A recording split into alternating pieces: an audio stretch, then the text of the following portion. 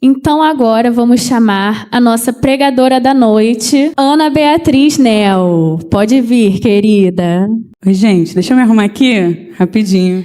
Que a Carol até emprestou o iPad dela para eu fazer minha pregação. E ela não empresta nada, né? Mas é muito amor. Sempre tem que dar um shadezinho nela, né? Não tem jeito. Bom, galerinha, quem vai conduzir o momento da pregação de hoje sou eu, né? E, cara, vocês estão nervosos? Porque eu tô tranquilíssima. Tipo, papo reto, tô mesmo. Mas eu, como adolescente, decidi que eu vou falar sobre um tema que é muito atual.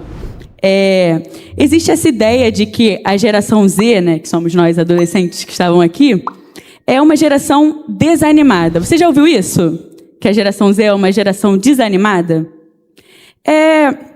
No passado, os jovens comemoravam festa em piscina, em balada. Sei lá, que eu não sou do passado, né? Mas eu imagino que seja isso, pelo que meus pais me contaram.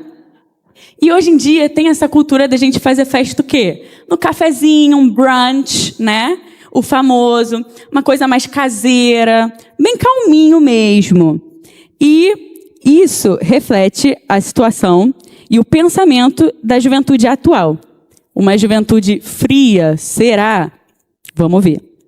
Uma juventude despreparada? Vamos ver.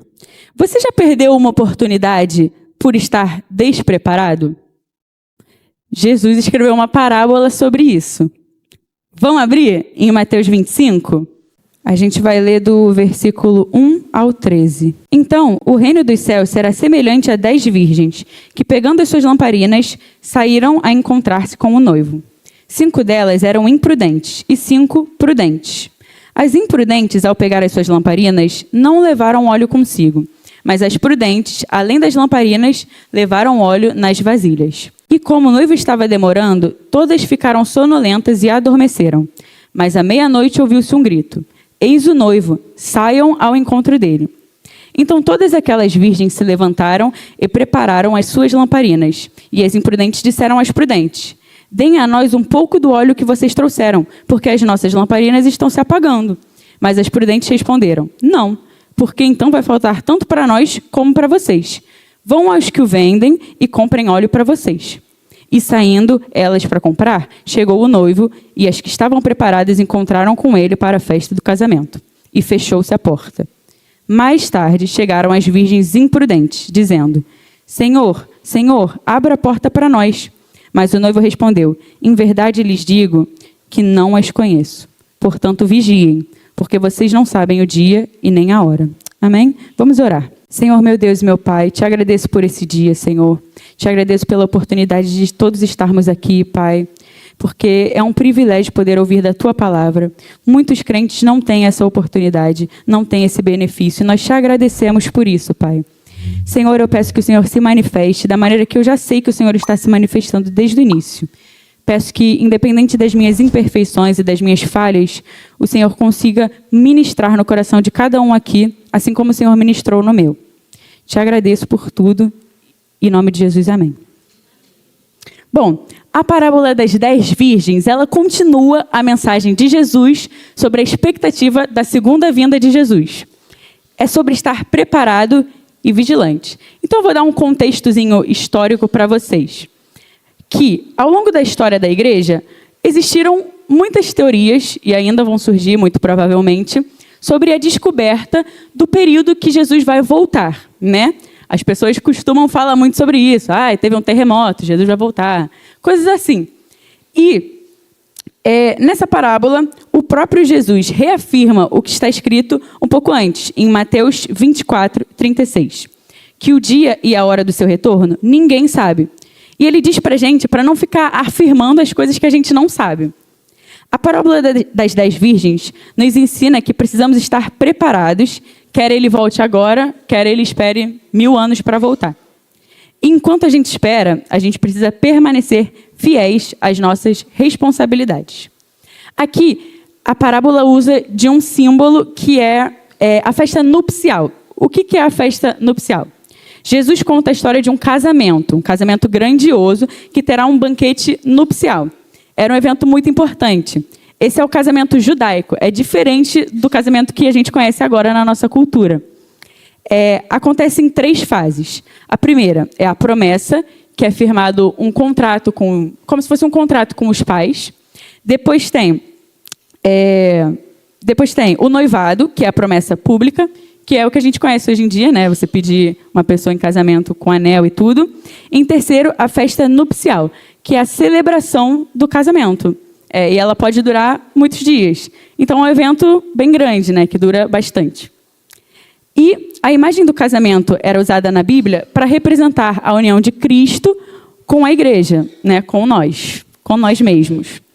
A história relata o primeiro dia da festa nupcial, que é a chegada do noivo, que marca o início e o ápice dessa celebração. Na tradição judaica, as 10 virgens são as madrinhas. Afinal, era um casamento judaico e não um casamento poligâmico. E eu digo isso porque eu já tive que tirar dúvida da minha amiga, de uma amiga minha, que não sabia. Ela falava, as virgens são para o noivo? E aí eu ficava, não são para o noivo. Então, deixa eu explicar a palavra virgem, que é utilizada aqui no texto. Ela era utilizada na época para indicar castidade e pureza, mas também tinha uso para se referenciar a jovens solteiras, né? Que isso você pode ver um pouquinho mais em Coríntios, 1 Coríntios.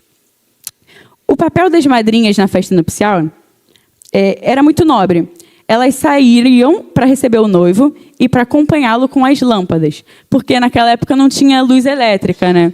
Então, elas tinham que carregar as lâmpadas e aí iluminar o caminho que o noivo ia passar. Geralmente não se sabia a hora que o noivo ia chegar no casamento. Hoje em dia a gente não sabe a hora que a noiva chega, né? Normalmente quem atrasa é a noiva. Se bem que em uns casamentos é o noivo mesmo. Dos meus pais foi assim, gente. Tem que dar aqui um adendozinho, que a minha mãe conta a história pra gente, ela fala que ela ficou assim no carro esperando meu pai chegar. Então eu tinha que falar, né, pai? Que ele adora falar da gente. Tive que comentar. Voltando, né? A responsabilidade das virgens era muito grande, porque o casamento ele acontecia à noite e elas tinham que iluminar a chegada do noivo no casamento. Isso ia garantir a honra dele, né? Aquele momento especial. Entretanto, 5 delas não se prepararam adequadamente para esse momento. Elas foram insensatas, elas não usaram o censo, né? O famoso censo. E tipo assim, pensa, esse era o papel conhecido delas. É como se agora a gente chamasse uma pessoa para ser a nossa madrinha e ela chegasse lá de pijama, de roupa de ficar em casa. Faz sentido nenhum, né? Porque o casamento é um negócio pega a visão, tipo, entenderam? E aí, elas não cumpriram o que era o mais esperado delas. Era óbvio, era uma coisa óbvia. Elas não cumpriram o que era esperado e, eventualmente, elas sofreram as consequências. Então, hoje, o meu objetivo é tirar as lições mais importantezinhas desse texto. Eu já vou dizendo que vai ser uma pregação um pouco assim, tipo, expositiva, no sentido que eu vou falar tirando os versículos da Bíblia e explicando. Então, me aguentem. Versículo 5 diz assim: E como o noivo estava demorando, todas ficaram sonolentas e adormeceram. Mas à meia-noite ouviu-se um grito: Eis o noivo, saiam ao encontro dele. Aqui, a primeira lição que eu quero apontar é preparação constante. Cuide do seu relacionamento com Deus. E aqui, vamos lá, vem comigo. A gente sabe que procrastinar sempre é ruim, né? Eu confesso que eu sou uma pessoa que procrastina bastante. Procrastinar na escola, tipo, a gente deixa tudo para fazer de última hora. Existe até aquela lei, né? Tipo, se eu consigo estudar a matéria de um trimestre inteiro um dia antes da prova, é exatamente isso que eu vou fazer, né, gente? Pelo amor de Deus. E olha que na minha escola é em semestre, são 6 meses. Então, pega essa barra. Ou quando a gente deixa os deveres acumularem, e quando vamos ver, fazemos tudo de qualquer jeito, tudo largado, fica assim mesmo, que eu desenrolo, e é isso aí. Infelizmente, esse tipo de falha é super recorrente para a gente. Mas isso não pode acontecer com o nosso relacionamento com Deus. Essa é a coisa mais preciosa que nós temos, e a gente não pode estragar isso. Por isso temos que estar atentos. Deixar as coisas de Deus de lado é um erro que não dá para cometer. E hoje em dia existe essa ideia de que a gente tem que viver no automático. Que a gente tem que viver sem se importar em ter um relacionamento verdadeiro e duradouro com Deus, com o nosso Pai. Leitura bíblica, lê sem nenhuma vontade, só para dizer que fez. Escala, até vai, mas só faz questão de ir para a igreja quando está na escala. Quer dizer, Meio chubs, né, gente? Esse tipo de coisa não é o que Deus quer para a sua vida. Essa superficialidade, essa pouca vergonha de fazer o mínimo para Deus e achar que está arrasando, elas são coisas que vão matando a sua fé de pouco a pouco. E tome cuidado. Tome cuidado porque nem sempre a gente vai ter tempo de correr atrás. As virgens imprudentes tentaram resolver tudo de última hora, tentaram desenrolar, mas não adiantou de nada porque já era tarde demais. Na prática, procrastinar nos estudos, no trabalho, nas nossas escolhas da vida e principalmente na fé, pode fechar portas que nunca mais se abrirão. Amém? Versículo 8.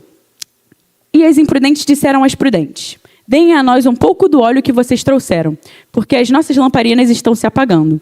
Mas as prudentes responderam: não, porque então vai faltar tanto para nós como para vocês. Vão aos que o vendem e comprem óleo para vocês. Aqui, irmãos, a gente pode observar outro princípio que esse pedacinho do texto nos ensina. Cada um é responsável pela sua própria fé. Nota como nesse texto, as virgens imprudentes pedem emprestado às prudentes um pouco do seu óleo. Só que as prudentes falam assim: não, né? Vou emprestar não, porque se eu emprestar, vai faltar tanto para vocês quanto para a gente. Então não faz sentido nenhum. E de maneira semelhante, acontece na nossa vida. Veja bem, eu sou filha de pastor. E eu sou filha de pastor desde que eu nasci. Então essa é a única realidade que eu conheço. Eu fui criada e ensinada dentro da igreja. E glória a Deus por isso, né, gente? É muito lindo, maravilhoso. Só que por conta disso, muitas pessoas tinham a ideia de que a minha fé, que o meu amor por Deus, meu amor pela sua palavra, se apoiava nos meus pais. Estava atrelado a eles. Ou seja, que eu vinha à igreja porque os meus pais mandavam eu vir. Isso é um saco, né? Muito chato mesmo. E eu até compreendo esse estereótipo, porque realmente a gente vê essa situação agora na igreja. Não só com os adolescentes, mas com os filhos de crentes no geral, né? Só vêm porque são obrigados. Mas nós sabemos que não é por isso que a gente está na igreja. Não é porque a gente é obrigado. Não é porque é conveniente. O certo é a gente estar aqui porque a gente quer, né? Sabe, irmãos, é muito interessante estudar um texto de verdade na Bíblia, porque você começa a compreender certos simbolismos dentro da Bíblia. Aqui nessa parte, e pensando no contexto bíblico, o óleo tem um significado simbólico muito legal. Ele é frequentemente usado em rituais de purificação e de consagração. Por exemplo, na tradição judaica, a unção com óleo, ela era um símbolo de capacitação divina. Além disso, ela era utilizada nas lâmpadas que ficavam no templo. E essas lâmpadas representavam a luz e a presença do Espírito Santo do Senhor. Ou seja, deixar o óleo acabar, aqui nesse texto, significa perder o combustível que alimenta a presença do Espírito Santo. Muito bravo, né? O que é isso? Muito maneiro. Quando as noivas imprudentes cometem esse erro, elas logo correm para as outras para pedir emprestado, né? Mas você acha isso justo? Pô, com todo respeito, as noivas prudentes guardaram óleo, levaram óleo extra, e aí vem as outras chegar e falar: me empresta, por favor? Nada justo, né? Elas não se ligaram e ainda queriam se aproveitar do óleo dos outros. Alguém pode estudar por você para uma prova? Alguém pode comer por você? Dormir por você? Óbvio que não. E assim é com a sua fé também. A fé e a salvação são experiências individuais. Ter intimidade com Deus é sua responsabilidade. Aqui no texto, a barra é que não tinha como emprestar o óleo, assim como não dá para transferir a salvação. Ou seja, ninguém pode viver a fé no lugar do outro. Você precisa buscar o seu próprio relacionamento com Deus. Amém? Versículo 10 diz assim: e saindo elas para comprar, chegou o noivo e as que estavam preparadas entraram com ele para a festa do casamento e fechou-se a porta. Alguém pode trazer uma água para mim, por favor? Obrigada. Aqui, a terceira lição. Aqui, já foi. Obrigada, Guilherme. Obrigada. A terceira lição. Esteja vigilante com as distrações. Na nossa atualidade, é muito comum a gente falar das distrações. Já foi, obrigada. Com a modernização e as novidades que foram impostas na vida da nossa juventude, é meio que impossível evitar se distrair. Sabe, o pessoal mais velho, né, a geração dos nossos pais de adolescentes, eles amam engrandecer a geração deles. Falar que a geração deles dá de 10-0 na nossa. E, cara, sendo bem sincera, eu dou esse prêmio para eles mesmo. Porque, pelo que eu escuto, os adolescentes que a minha mãe liderou falando, eles amam ela, falam, pô, Pastor Fábio e Simone Nel foram os mais. Eram criativos, inteligentes, inovadores. E, gente, faz todo sentido, né? Porque eles puxaram de quem? De mim e da Carol. É claro! Faz todo sentido. Só que geral tem que concordar que a realidade da minha geração é muito diferente da realidade da geração dos meus pais.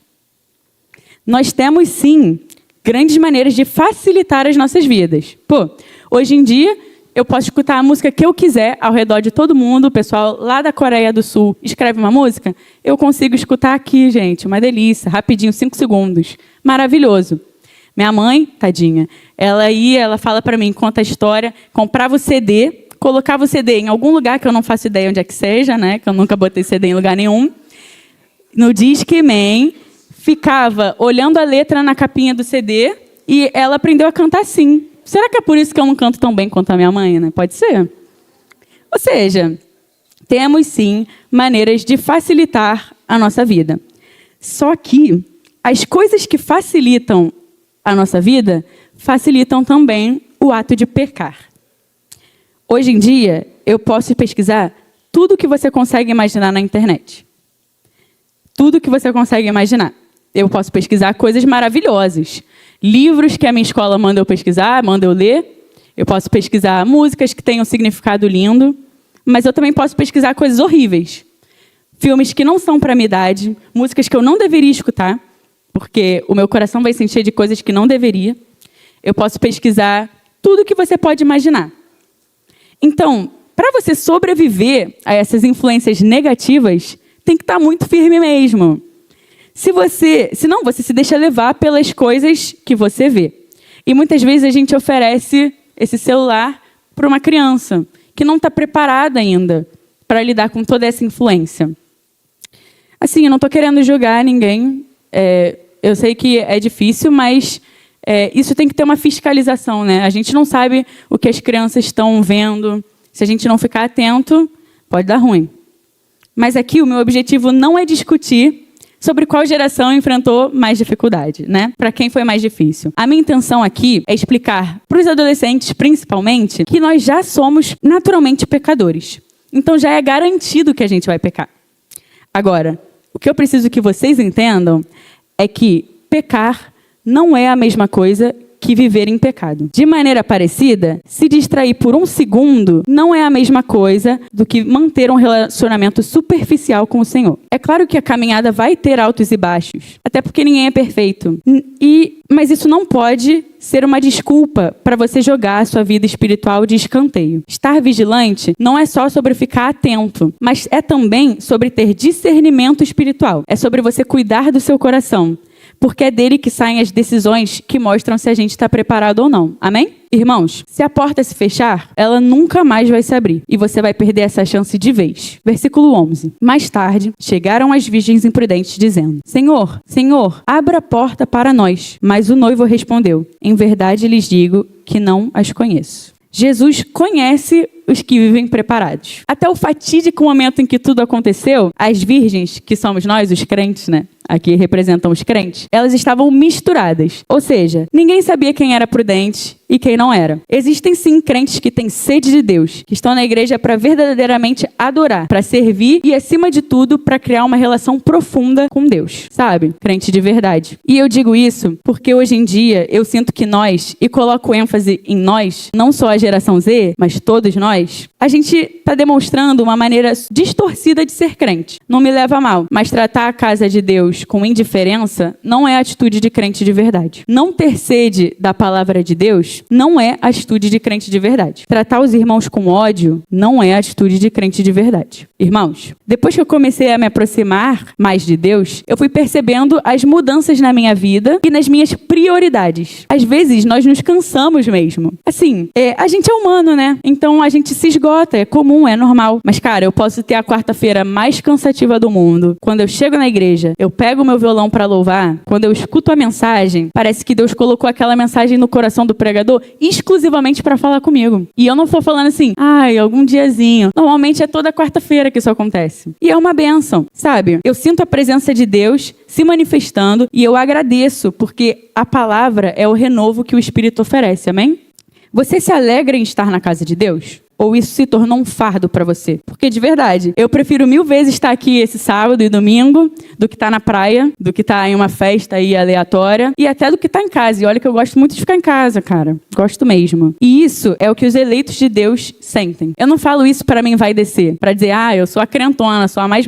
Não, não é por isso. Eu falo isso porque eu tenho convicção da minha fé. Amém? Mas tem pessoas que não cultivam o seu relacionamento com Deus. Tem pessoas que estão na igreja por hábito, ou pior, por aparência. Essa galera é a que se diz crente, mas espalha ódio nas costas dos irmãos. É que domingo está aqui na igreja com as mãos levantadas, louvando, mas quando você vem em casa, fala palavrão pra caramba, e é isso aí, fica por isso mesmo. Se dizem crentes, mas na verdade não são. E realmente, algumas pessoas mentem muito bem e escondem essa identidade secreta, mas elas nunca poderiam esconder isso de Deus, porque o nosso Deus sabe de todas as coisas. Ele tem todo o conhecimento do mundo, inclusive de quem está preparado e quem não está, quem é salvo e quem não é, quem é escolhido e quem não é. Versículo 12 diz assim: Mas o noivo respondeu: Em verdade lhes digo que não as conheço. Portanto, vigiem, porque vocês não sabem o dia nem a hora. Vigiar é se ligar, é acordar. Cuida da sua vida espiritual.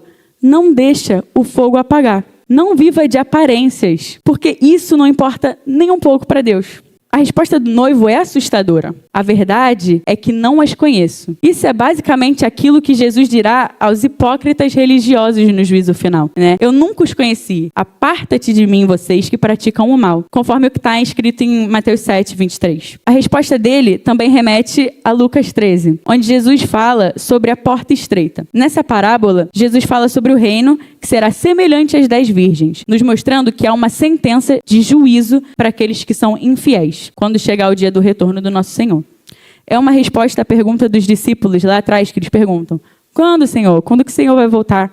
E por fim, Jesus deixa claro: vigiai, porque não sabeis o dia nem a hora. Pode ser que a sua vinda seja agora, pode ser que demore. O fato é que a gente precisa estar preparado. A parábola enfatiza a justiça e o juízo contra os infiéis. Mas ela também revela que para aqueles que foram fiéis, tem um reino que foi preparado como herança dessa criação do mundo. Há também alegria e esperança. Não há somente juízo na mensagem das parábolas. Porque se você é escolhido de Deus, essa mensagem é um motivo para você se alegrar, amém? A grande questão é: será que nós somos como as prudentes? A nossa vida e os nossos frutos, o nosso testemunho, mostra a nossa prudência ou a falta dela? O apóstolo Pedro conclui o que aprendeu nesse dia. Ele foi um dos que fez a pergunta para Jesus, né? E ele registra isso em 2 Pedro 3, do 11 ao 12. Pode abrir, por favor, gente? 2 Pedro 3, do versículo 11 ao 12. Amém? Versículo 11. Uma vez que tudo será assim desfeito, vocês devem ser pessoas que vivem de maneira santa e piedosa, esperando e apressando a vinda do dia de Deus. Por causa desse dia, os céus incendiados serão desfeitos e os elementos se derreterão pelo calor. Que tipo de pessoa devemos ser enquanto a gente aguarda o nosso Senhor? Aqui na Bíblia diz: vivam de maneira santa e piedosa, esperando o dia de Deus e apressando a sua vinda. Que os nossos corações tenham sede enquanto a gente aguarda a volta de Cristo. E que a gente esteja empenhado por esse momento. Que a gente esteja preparado. Porque um dia o Filho do Homem retornará. E ele vai buscar os seus escolhidos. A sua noiva. E essa noiva somos nós. Amém? É isso. Podem ficar de pé, chamar os músicos.